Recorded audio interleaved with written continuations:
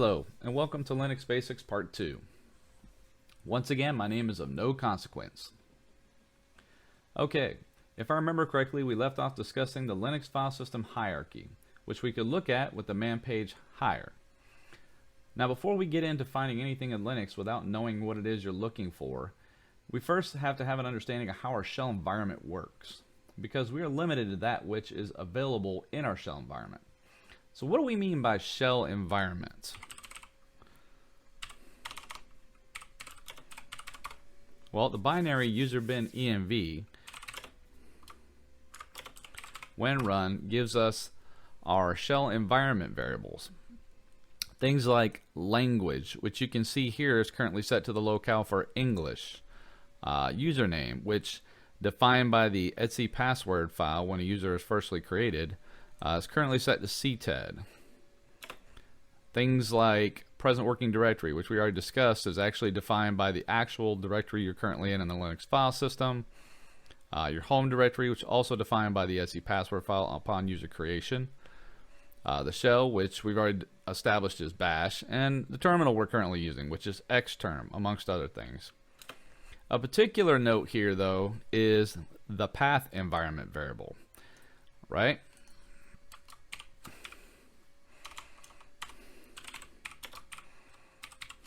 Oops. All right. All right. So if we grep path, we'll see that we have things like user local sbin, we have other sbin, we have bin, and we have games, right? Well, that variable is set inside of our shell, so we can see that just by echoing $path. Now that's not very aesthetically pleasing, right? So we can pipe that to our replacement binary, which will replace whatever we give it, in this case colons, with new lines for aesthetics. And then we can see all the various paths that are currently defined for us inside of this shell, meaning we don't have to, for instance, type bin cat directly. We can just type cat. So if we wanted to get, for instance, just the last two lines of the etc password file, we could just type cat without having to type bin cat. You can still get the same result by typing bin cat, but it's not necessary since it's defined for you inside of your path.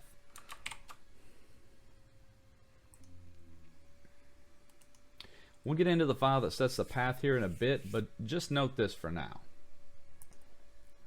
Alright, when we manned the hierarchy binary, man hire, we saw that there was a directory in there reference called skell.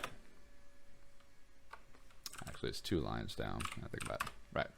So etc skell creates basically skeleton files inside of a new user's home directory, right? It doesn't create these every single time a user logs in. It only creates it the first time a user is created. We go ahead and cd to the etc skell directory. We can see if we provide the tech a that there are files inside of this directory that are hidden. The tech a denotes looking for all file types to include hidden, right? If we throw an L in front of there, we can get the long listing format. And you can see that you have things like .bash_logout, .bashrc, and .profile. Now all these files get generated upon user creation except for .bashlogout, which does not get generated at all for the root user, but for every other user it does. This is all well and good, but these files actually run last on shell initialization, even though they're created when a user is created first. The first files to run are actually global files. Does everybody remember where global files are currently located? That's right. They're in etc. Now, if we ls our current directory, you'll see that we have a myriad of config files inside this directory. That's because this is the global configuration file directory, right? And it just goes on and on. There's config files everywhere.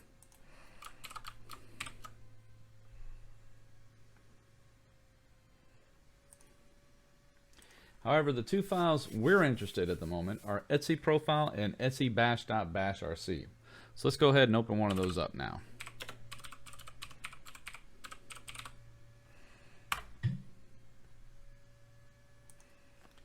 Now, etc profile is a system-wide .profile file.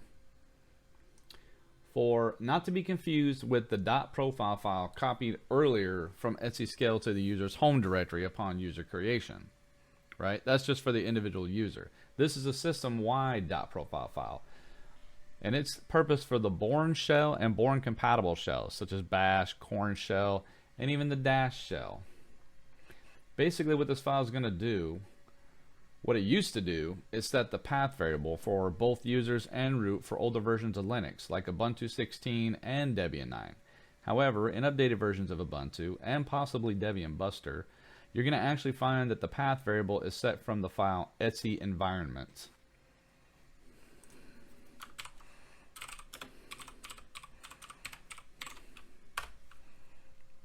Right here. That's where the path is set. Now, when the path was set from etc profile, it would first look to see what your user ID was. In this case, my ID is 10,009. If your user ID was 0, as is the case for user root, then you got things like sbin inside of your path, right? Whereas if you were not root, anybody but user ID 0, you would only get things like bin and games. Because, you know, everybody likes games. Games inside of your local path, or inside your path variable. You would not get sbin inside of your environment variable. Now, I am just a lowly user, right?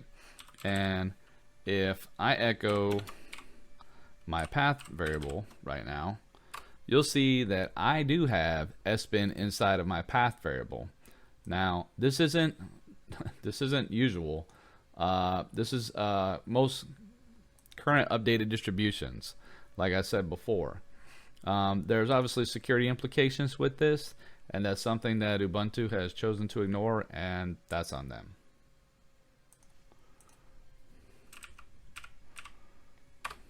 Okay.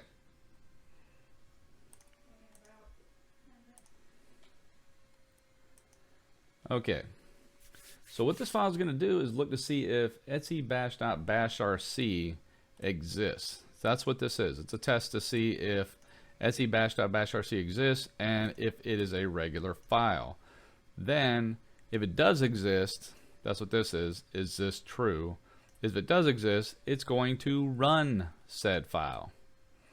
All while that's running, it's also going to, when that gets done running, it's also going to denote which user ID you are. So if you're root, you're going to get a hashtag following your profile, whereas if you're not root, so anything other than root, you're going to get a $sign following your profile.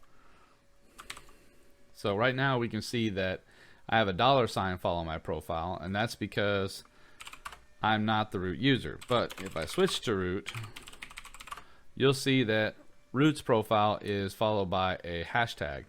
Now, this does not in any way mean that you are root. This can be changed inside of the .bashrc file, so don't rely on this alone.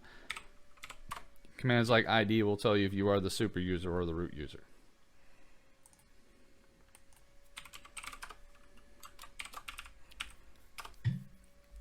Okay, so etc profile says to run etc bash.bashrc.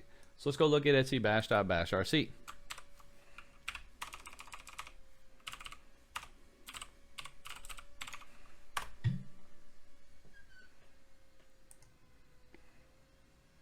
Okay, etc bash.bashrc is a system-wide .bashrc file for interactive bash shells, keyword bash shells only. Now, this means that it doesn't run for scripts and it doesn't run for services and daemon files, which we'll get into later when we get into processes and services, but essentially files that run on their own, detached from their calling process. This file only runs with interactive shells. meaning you have authenticated as a user and that you're interfacing back and forth with this shell. You provided input, it provides you output. Okay, so this file runs prior to your user.bashrc file running. So what do all of these bash test letters mean? All these tac Z and tac N and tac A, what does all of this stuff mean? Let's see if we can figure that out. Let's go ahead and get out of this file. This is a good time to introduce you to our good buddy grep. Now, what is grep? Grep prints lines matching a pattern. All right. It is important to note that grep by default only searches inside of file content for matching lines or patterns. However, grep can be made to hit on matches from standard input, meaning that if you run a command on the terminal and pipe that output from that command as input to the grep command. For instance, I'm currently in Etsy, right? So we run Etsy, and then we grep specifically only for, we want to see config files, right? Now we escape the dot because the dot is actually a wildcard character for grep and for bash. So we do that, and we can see we get hits just on the config files that are inside of Etsy, right? And we know it's just the config files because if we do a word count by line of the entire directory, it's 232, whereas if we do a word count by line of just our targeted files, it's only 34. So there's only 34 config files or just conf files inside of the Etsy directory. Okay, getting back to those funny tac test commands, right? Tac A, tac N, tac X, all that stuff, right? All right, so obviously those are bash internal tests.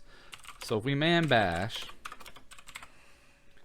and we grep for extended regular expressions, I'm looking for at least one line after my match, and the expression I want to hit on is either something starting with a tac or something starting with a plus followed by any letter A to Z only appearing one time, and 1 2 3 4 5 spaces followed by any capital letter A through Z just one or more times, doesn't matter, I'm not really picky about it, right? And then we'll pipe that some more and kind of see what our output is. Okay, so we see all these little tac things. Like for instance, the tac A actually means each name in an indexed array variable, right? The tac N means it gives the name ref attribute. I think I've seen this reference to something else too, something like unsetting a variable. Tac X means mark names for export to subsequent commands environment, but that's not all that this stuff can mean, right? Tac A here means appends new history. Tac N here means what we talked about, where it's appending the history file to the beginning of the current. Things like, but it varies, right? You got tac N here also. Looking for one that kind of like we're all pretty familiar with. Let's see if you can find one. All current lines are reported. I mean, it just goes on and on and on, right? So there's stuff like this says maximum files are written to the but obviously what we know this to be is actually that a file is in fact it's a regular file. We're reporting as a regular file and not a it's somewhere else in here.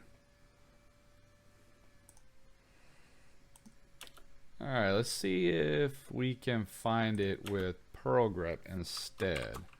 Alright, so this is our command with GNU. With Perl, all we do is we replace the E with a P. We can replace A through Z with a / any word character. We know we want spaces. We don't know how many spaces, so we're going to go plenty, right? Or we're going to go 5 or more spaces, followed by any word character one or more times, right? Let's see what we get this time. Okay. All right, so we're getting something a little bit different here. We're getting We're kind of getting some of the same stuff. Uses function names only.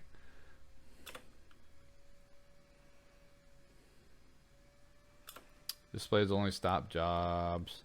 You know, you can see all this stuff that it's actually evaluating here.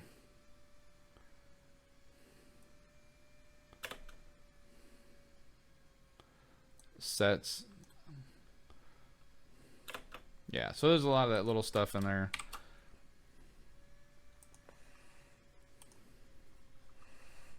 Okay. All right, let's try a different way.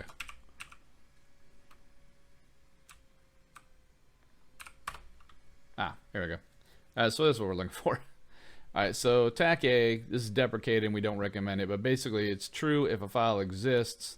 The more recent one is TAC E, don't use TAC A, right?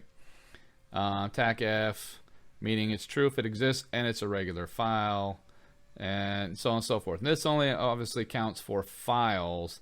If something is not a file and it's actually a variable, then you go on to use the latter things. But like X is file exists and is executable, but executable by the user running the file.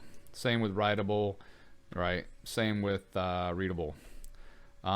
S is a particularly interesting one, but this is a capital S. We're talking about the lowercase s. Lowercase s is it exists and it has a size greater than 0. This is useful because if you're looking for a file that's not completely empty, this would be definitely a condition you'd want to use to find that, right? Okay. So now if we go back to etc-bash.bashrc, we see that now we kind of have an idea of what all these things do. The tag Z, the tag, all this stuff, right?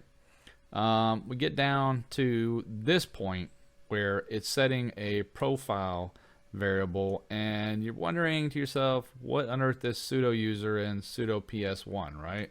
So fortunately, Linux made everything pretty intuitive. You can just grep inside of the man page for said binary, in this case sudo, and you can pretty much find whatever it is you're looking for. So if we do that, we man sudo and we grep for sudo. Imagine we're gonna find out about 1,000 times. Let's see. Yeah, it's only about 15 times. But if we didn't grep for just sudo, and instead we specifically grepped for the expression sudo underscore, and then we say ps1 or user, because those are the two variables that were popping up, right? So we're okay with sudo ps1 or user. Bam. There you go. Now you know what sudo ps1 and sudo user are. Basically, ps1 will be set to its value for the program being run, and user is set to the login name of the user who invokes sudo. All well and good.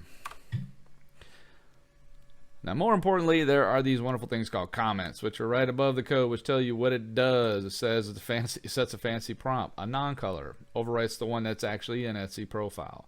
But if the user's not sudoing and has ps1 set, then assume smart user. Okay, so this means like if I was to type sudo ls on something, I'm only going to get the baseline ls output. I'm not going to get any nice little color color output, just the baseline output. That's all this is.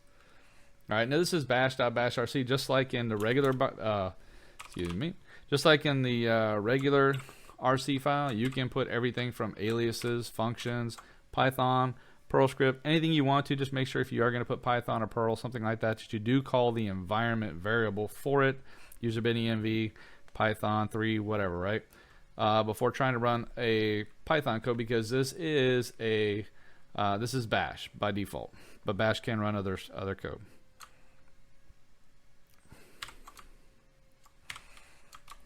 Okay. Now, obviously, we're going to get into grep a little more later, especially when we get into regular expressions. However, I kind of wanted to emphasize the importance of this particular tool before we get into the follow-on video, which is how to find anything you are not looking for in a Linux operating system. With this, grep can be a very useful tool when searching through a haystack of needles for a needle. Now that sounds funny, because as long as you reach into a haystack of needles, I don't recommend this, you will find a needle, right? But what it means is if you're looking, a haystack of needles is representative of you don't know specifically which haystack to look through, so you may as well be looking through a haystack of needles for your needle, right? So if you do, for instance, man bash and count the lines, you see it's 4,000 something lines, right? Who personally wants to read each line looking for the needle inside of the bash page? Personally, I don't. Go ahead and go back to our home directory. All right, well, there's another thing we can do for this, right? A very simple way to do it. We can do man bash and we can grep for needle, right? And there you go, needle, found it. Actually, I think it's evidently more than one line. Woo, there it is, found it. Yes, I put that in the man page just so we could find it.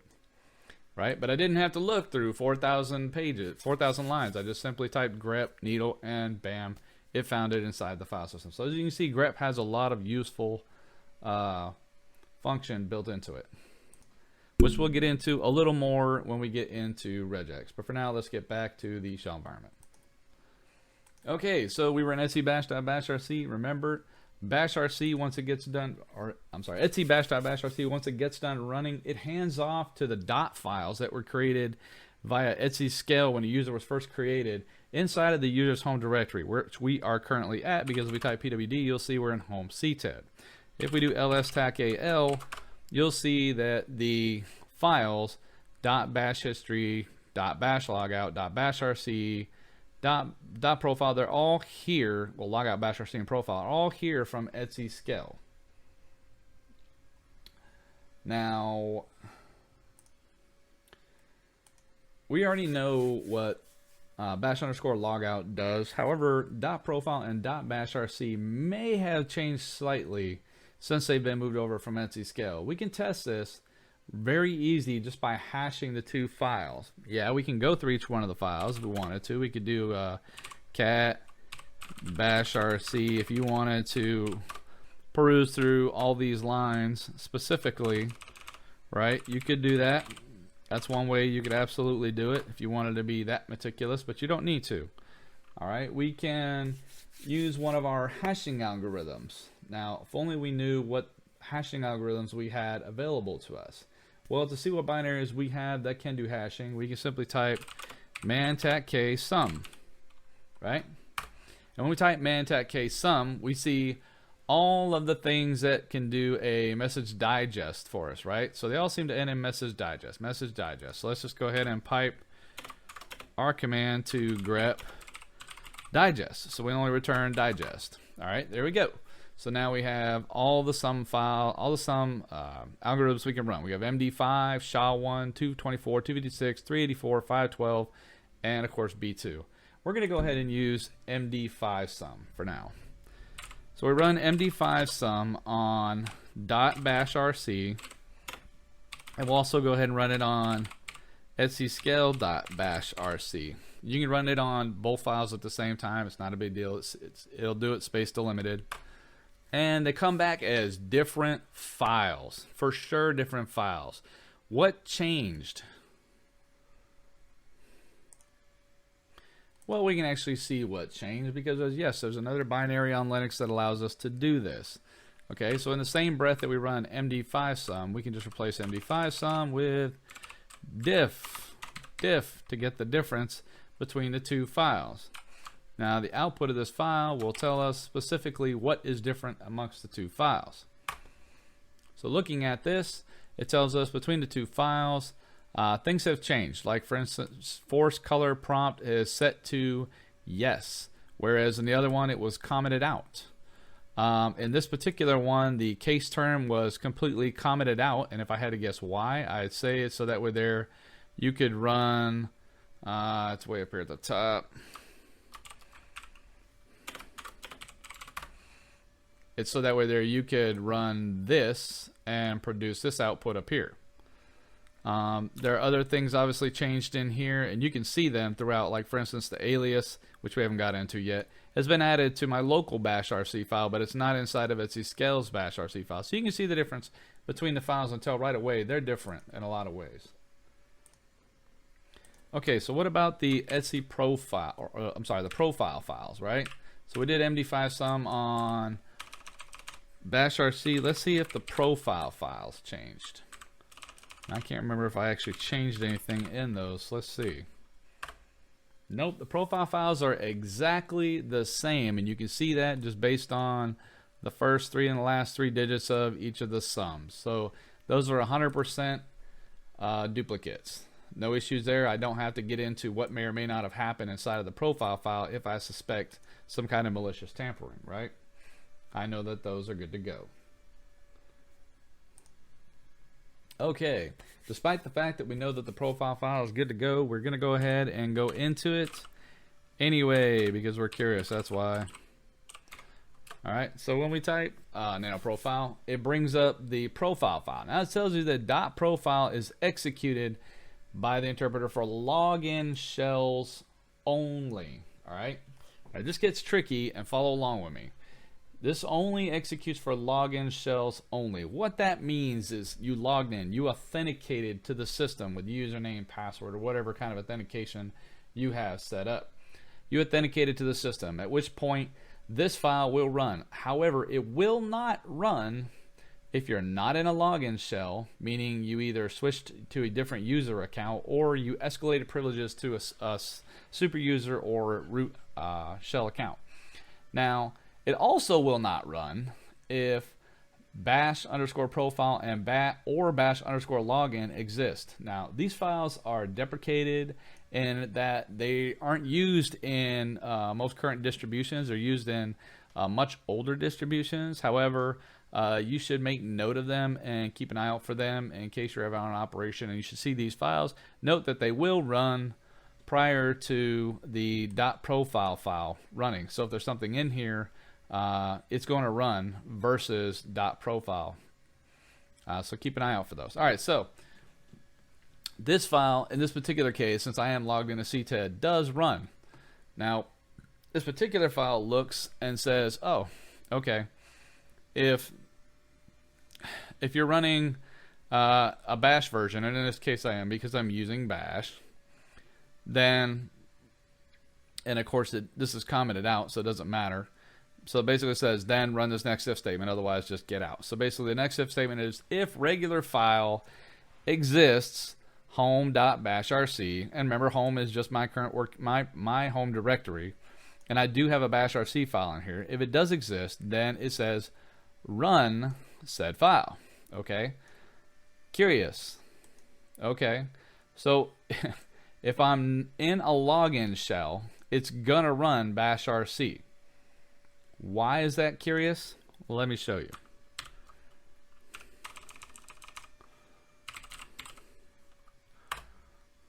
bashrc only runs for non-login shells. That's why that's curious. So what we know from this is that because bashrc will run as a part of .profile, should bash underscore log out or login and bash underscore profile not exist, then bashrc will run irregardless, right? Let's test this theory. Let's go ahead and switch to user root. And I guess you kind of already seen it. I went ahead and I put in each of the files .bashrc and .profile. The bash command at the end, it says echo whatever the file is ran at today's date. If it runs, I put that in both root.bashrc. I'll just show it to you. Tail tag into root.bashrc, right? And the same thing with profile. And here you can see that the only thing that ran when I switched to user root, which means non-login shell, right? Which means .profile will not run. But .bashrc still ran because it's not a login shell. I switched to user root. I didn't log in as user root. So bashrc still runs. So knowing this, knowing that bash RC will always run, irregardless of whether we log in, authenticate, or we switch to a user account or escalate to a root shell. It looks like .bash RC is an ideal location for a persistence mechanism. What do you think? Okay, let's go ahead and get out of the root shell and open up bash RC again. Now, as we scroll down bash RC, we see things that are unique specifically to bash, which, no surprise, this is only for a bash shell, right? Bash environment variables like, or sorry, built-in variables like history control, the buffer file size, and the number of entries. There's aliases. You can set functions. Here you see that that prompt command is set. You can set that in here, and when the shell is spawned, it will run. I'm forcing the color prompt. You can see that here, since color prompt is set currently to yes, which is up here, then it will set my profile to basically be user at host, you know, whatever, followed by a $sign. However, since I'm using Xterm, you follow it further down.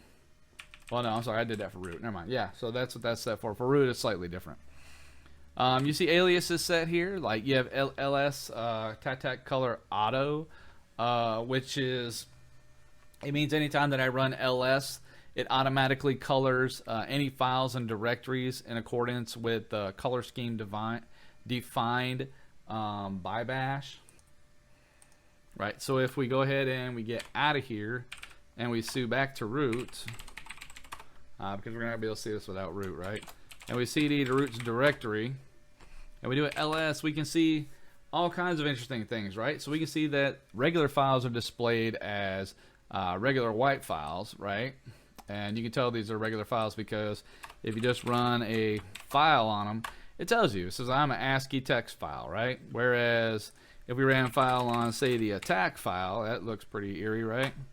It tells you that it's a set UID ELF or basically Linux executable binary, right? And we'll get into set UID a little later when we get into permissions, but essentially what it means is that any user can run this as with the owner's permissions value, provided that the user has execute rights at all on the file and that the file is executable, right? Okay. Okay, I mean, we can also see that files like cyber official PNG, right? It's a PNG file, but the permissions on it are slightly different. So we do ls tac al on it, right? We can see why this is green because it's a PNG file versus picture PNG, right? So this one is executable, which and it's execute with root permissions, which tells everybody, hey, this is an executable file. Whereas this one can only be looked at, but cannot be executed, right? So it's kind of a purple mauve color. All your directories are always going to be that blue color. And again, this is based on your bash color scheme, right? And then you got things like your pipe, name pipes, which are this color right here, which is like a black background with some what looks like monochrome text. Okay. So why are we showing you all of this?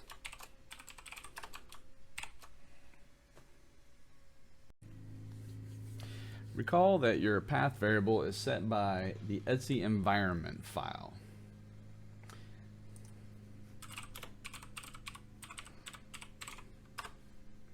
So stated earlier on earlier distributions, as a regular user, you would only get bin and games, whereas root would get sbin in their path variable, right? And if you recall what sbin was,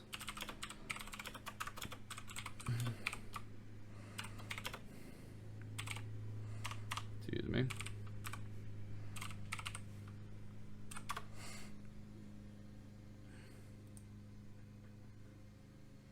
yeah, sbin's not executed by normal users, right? Meaning root level or super user level binaries, not regular users. However, as also stated earlier, These newer distros are merging the binary paths for both ordinary users and root in the same variable. So if we look at the binaries, for instance, that are available to run in user sbin,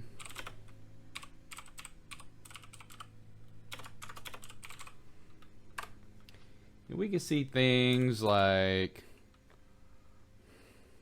password. It's way up here somewhere. Yeah. Password. See things like user mod, and password is used. It allows us to provide standard input to the binary in order to change a password non-interactively. And then we got user mod, which allows us to pretty much change anything about a user, provided we have permissions to the user's account files in the first place. So we see that as normal users, we can provide just the binary name and run root level binaries. Now, excuse me. Right now, you're saying to yourself, that can't happen because normal users do not have root level permissions, whether or not they can run the binaries outright without providing the absolute path. SBin and user SBin are merely directories. The files within those directories do not have masked permissions set by the host directory. The mask for permissions is set on all files and folders the same unless access control lists are used. Something we'll cover a bit later.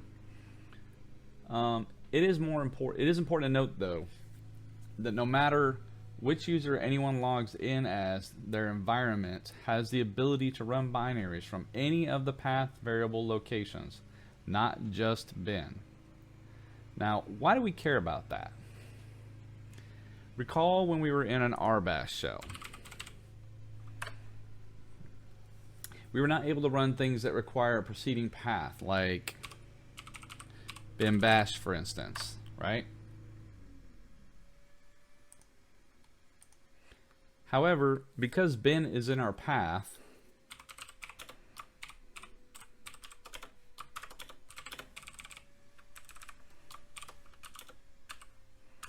I think I would have set an alias for this by now. Because bin is in our path,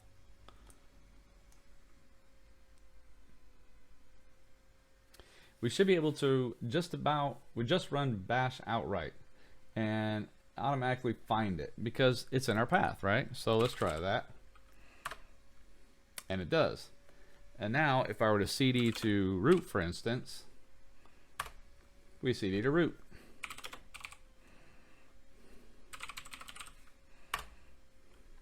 I am no longer restricted by the RBash shell. I am in a bash subshell of RBash. I have essentially circumvented the restrictions of RBash. This is important to note. Okay, so where else might this be useful?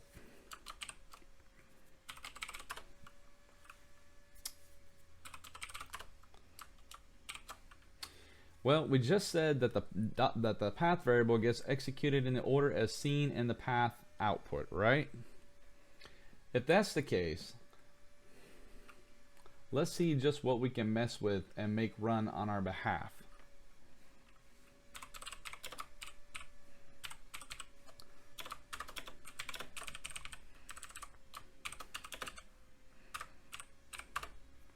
So we know that, for instance, basic binaries run from bin, right? So let's add something to one of the sbin directories that run previous to bin, right?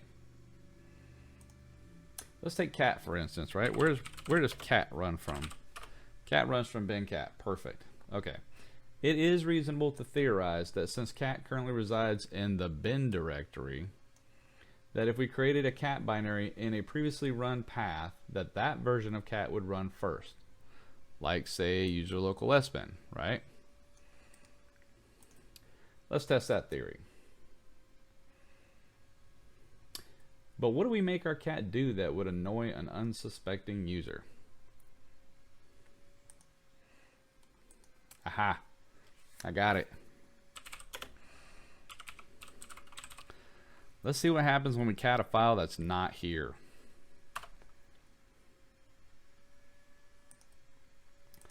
So if we were to cat something that doesn't exist, we get the output of that file, for example. Cat not here, no such file or directory. Let's go ahead and copy that. And what about something that is here, like examples.desktop? Let's make sure that cat's currently working, right? And when you cat something that is here, you get the output, right? So I just tail so we get the last 10 lines of it, right? Well, let's go ahead and create that annoying binary, shall we?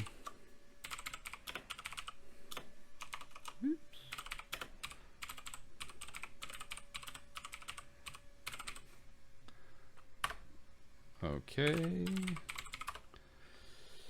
Go ahead and give it our environment. We're going to tell it to use bash. And then we're going to go ahead and give it the error we're expecting. We're going to have it echo this. We don't know, though, what file name they're going to provide, so we're just going to tell it to go with argument 1. And no matter what they give us, it will output cat, whatever argument they give, no such file or directory. Let's save this. Let's make it executable.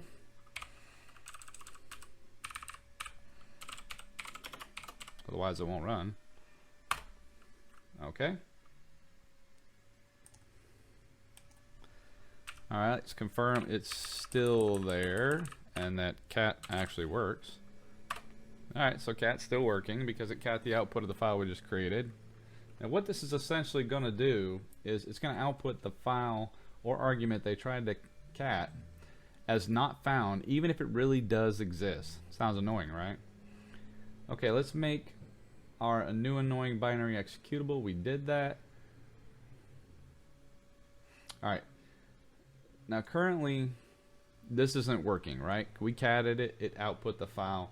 We want it to work. So the first thing we have to do is exit our shell completely. Bring back our shell.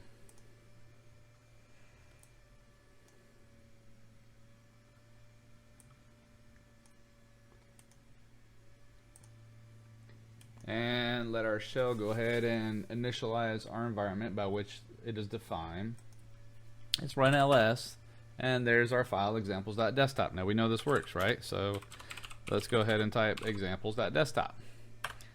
And we get that examples.desktop does not exist. Now we know it exists, right? We're looking right at it. If I run file against it, it even tells me that that file is there. Otherwise it would have said empty, right? Alright, so if we type which cat, we see now that it finds cat in user local sbin cat. However, when we type where is cat, we see that it finds both instances of cat, one in bin and the other one in user local sbin.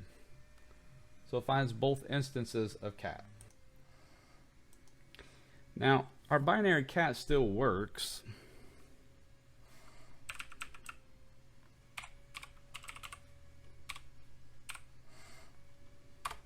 See? But the shell found the first instance according to the defined path, and it found it in user local bin cat, as it says here. However, if we run bin cat, of course, we'll get the full, using the full path of the legitimate binary, we will still get the output of the contents as we're meant to. Now this is just one reason that it's important to understand how your shell environment is built. Okay, now let's go ahead and remove that file.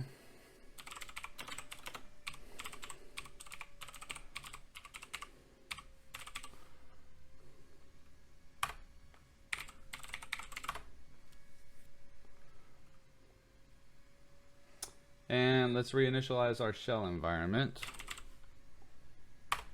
Now if we type where is cat, we see it no longer finds user local sbin cat, just bin cat as it should. And we can test that our cat functions properly. And it does.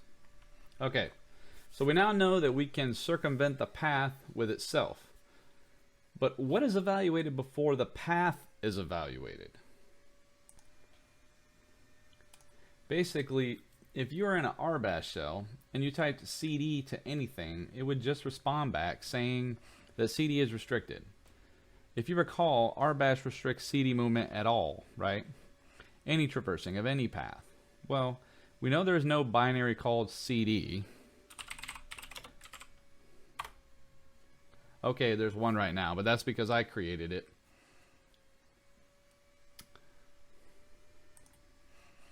CD is, however, a bash built-in, right? So we run man bash and we grep for CD.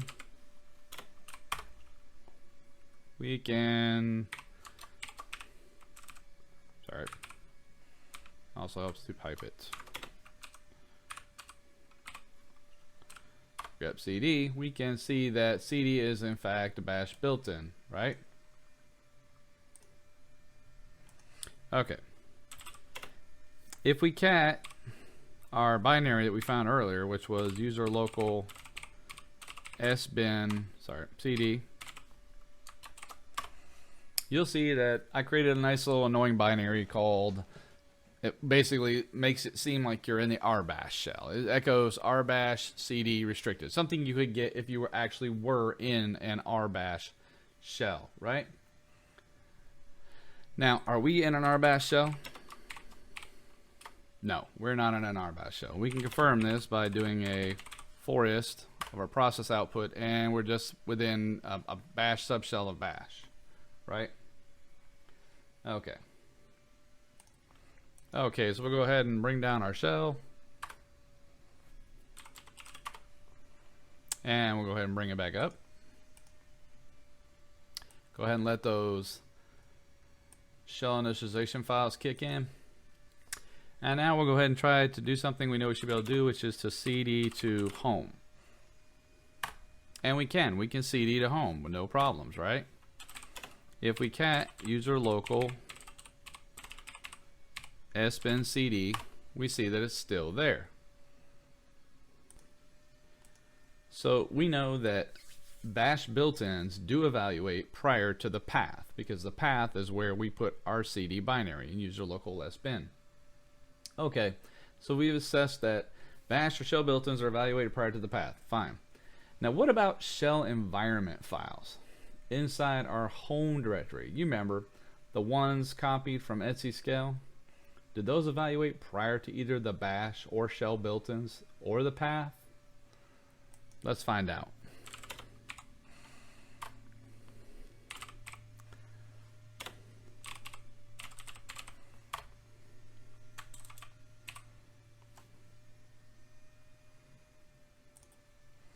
Okay, we're going to go ahead and edit our bash RC file. For time's sake, I've gone ahead and added in this alias.